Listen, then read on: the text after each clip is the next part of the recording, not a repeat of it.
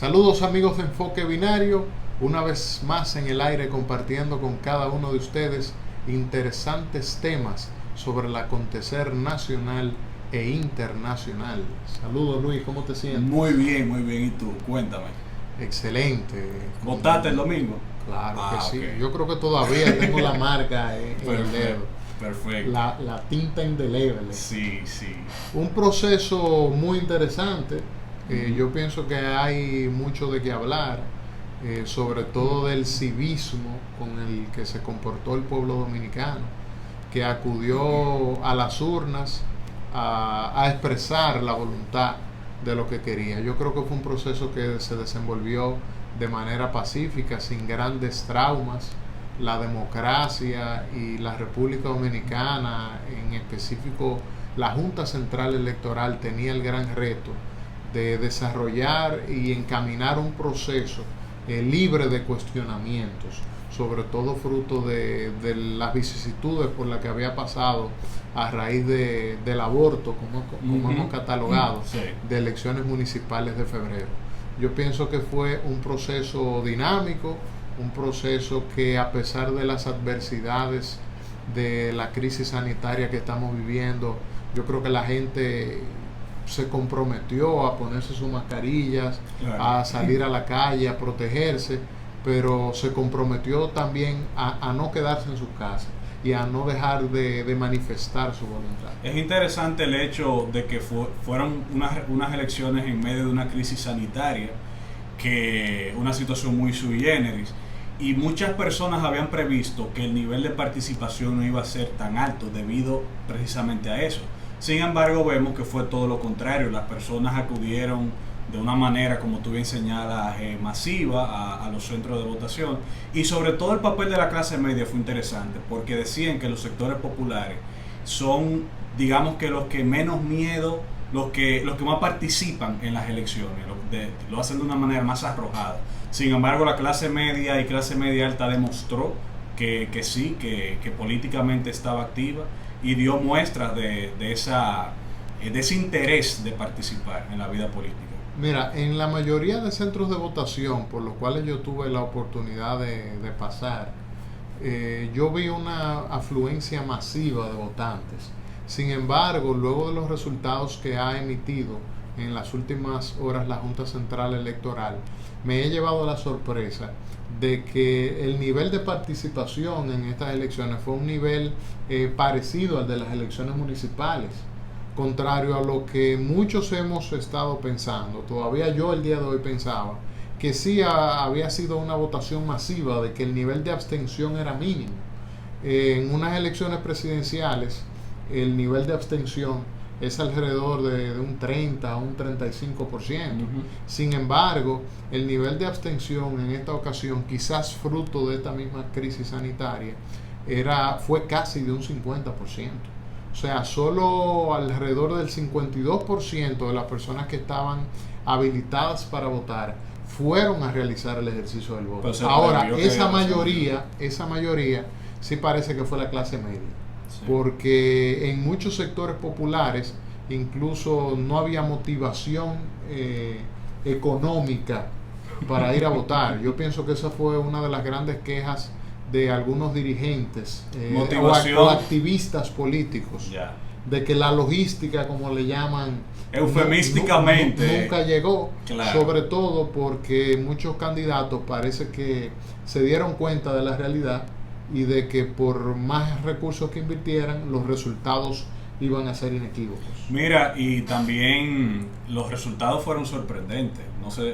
No se previó que iba a haber una distancia tan grande entre el candidato oficialista y el del PRM, de la oposición. Si tú te fijas, aquí muchos sectores criticaron las encuestas, las últimas encuestas, la Greenberg, la Mark Penn y la Gallup, diciendo que esas personas tenían compromiso con la oposición. Sin embargo, vimos que hubo una de ellas, no recuerdo exactamente cuál fue, que fue totalmente atinada. De manera que, es una reflexión también a ciertos grupos, a que las encuestas también deben tomarse en serio, sobre todo aquellas firmas que están más acreditadas y que realizan esas encuestas de una manera metodológica que no da lugar a equivocaciones. O sea, puede ocurrir que el margen no sea que el margen sea distinto en cuanto quizás a un 3%, pero la diferencia no iba a ser tanto. Y como te dije, algo que hay que tomar muy en cuenta también. Yo creo que mucha gente se sorprendió de la gran diferencia, claro, entre el candidato oficialista y el candidato opositor Luis Abinader en términos del porcentaje de votos. Estamos hablando de una diferencia de alrededor de un 15%. Sí. Muchos hablaban de que esa diferencia iba a ser quizás un poquito mínima con la maquinaria que tiene el PLD, uh-huh, de llevar, de movilizar, claro, una gran cantidad de personas a las urnas el día de las elecciones. Sin embargo, yo creo que lo que el PRM hizo fue una verdadera pela. sí. Fue una pela que no le dio otra alternativa a las pocas horas de haber terminado el proceso, al PLD y a los demás partidos que participaron en esta contienda electoral, de reconocer de manera inequívoca la victoria de Luis Abinader. ¿Tú sabes qué pasa? Voy a hacer referencia muy breve a una situación política e incluso histórica muy particular, que es la siguiente. No se puede subestimar el rol de las capas medias en los procesos políticos, en las transformaciones políticas. No sé si tú viste el video de Héctor Guerrero Heredia hablando del Boli, que el candidato a diputado, que creo que salió diputado, diciendo que el Boli había dicho que los popis no votaban. Y él decía que era todo lo contrario, que quienes realizaban los cambios históricamente era la clase media. Y la clase media, siendo objetivo, ya estaba bastante incómoda con el Partido de la Liberación Dominicana por casos de corrupción, etcétera. Y sobre todo, que hay que entender, Gilberto, que era un partido que había tenido ya 16 años en el poder, 20 en total, pero 16 seguidos. Y los partidos políticos se desgastan. Entonces es una situación también a tomar en cuenta, digamos, ya analizando las causas que llevaron a la derrota del Partido de la Liberación Dominicana. No sé si tú estás de acuerdo. Yo estoy de acuerdo contigo en que la clase media fue un factor determinante. De hecho, siempre se dijo que ese era el fuerte o el grueso de votos del partido de oposición, del PRM, uh-huh, en el caso específico de Luis Abinader, quien era el candidato a la presidencia. Una clase media que estaba hastiada, que se sentía insatisfecha, que el PLD no había cumplido con las expectativas de transparencia que exigía, que reclamaba esta clase media.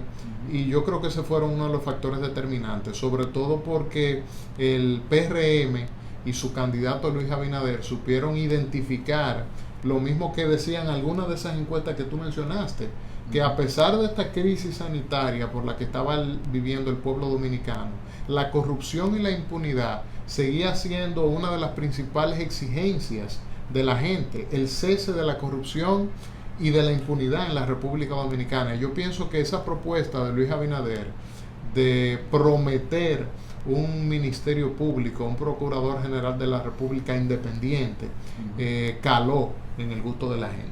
Y precisamente yo quiero que entremos ahora a los retos que va a tener el nuevo gobierno. Vamos a analizarlo muy sucintamente, pero pienso que es necesario hacerlo. Y tú tocaste un tema fundamental, y es el hecho del Ministerio Público Independiente, que va vinculado también al problema histórico que hay en este país de la corrupción. Yo pienso que el nuevo gobierno, el gobierno encabezado por el licenciado Abinader Corona, va a tener que sí o sí buscar la manera, sobre todo, de institucionalizar el país. No es solamente, digamos, que buscar un procurador general que tenga la competencia necesaria y la independencia necesaria, sino también de crear el marco institucional para llevar a cabo transformaciones sociales, transformaciones económicas que tiendan a evitar que la corrupción siga proliferando. Yo pienso que ese es un tema fundamental que tiene el licenciado Abinader. Y también, Gilberto, otro tema que ha estado sobre la palestra pública en los últimos meses es el tema medioambiental. Eso es uno de los grandes retos que tiene nuestro país. hay que buscar la manera eso se resuelve con decisión política, con determinación política. Si él asume como uno de sus retos y una de sus prioridades el tema medioambiental, yo pienso que podría ser un buen gobierno. El tema medioambiental, que no es un tema de exclusividad o de preocupación exclusiva de la República Dominicana. De hecho, es uno de los principales temas de la agenda global, claro, de la agenda mundial, claro, el cambio climático y el medio ambiente. Claro. De manera que sí, que ese es un punto a tomar en cuenta. Ahora bien, yo entiendo que ante la situación sanitaria, económica generada por la pandemia del coronavirus, de dimensiones mundiales, yo creo que ese va a ser, sin lugar a dudas, el principal reto de los primeros días de gobierno del presidente Luis Abinader. ¿Te refieres al económico? Buscar la manera de sortear esa crisis sanitaria, de evitar el colapso del sistema de salud, de realizar las grandes reformas que esperan los dominicanos en materia de salud pública, de seguridad social, y en términos económicos, buscar la forma de que las principales empresas se reactiven luego de las lamentables pérdidas que han tenido a raíz de esta situación de la pandemia. Tú sabes que en ese sentido es bueno hacer un poco de historia, y es que en el año 1929, cuando la gran crisis cuando Wall Street colapsó, la bolsa de valores colapsó, hubo una crisis económica mundial. Y el presidente Franklin Delano Roosevelt, luego que fue electo unos años, en el año 32, 33, no recuerdo bien, inició un proceso económico que se conoció como el New Deal.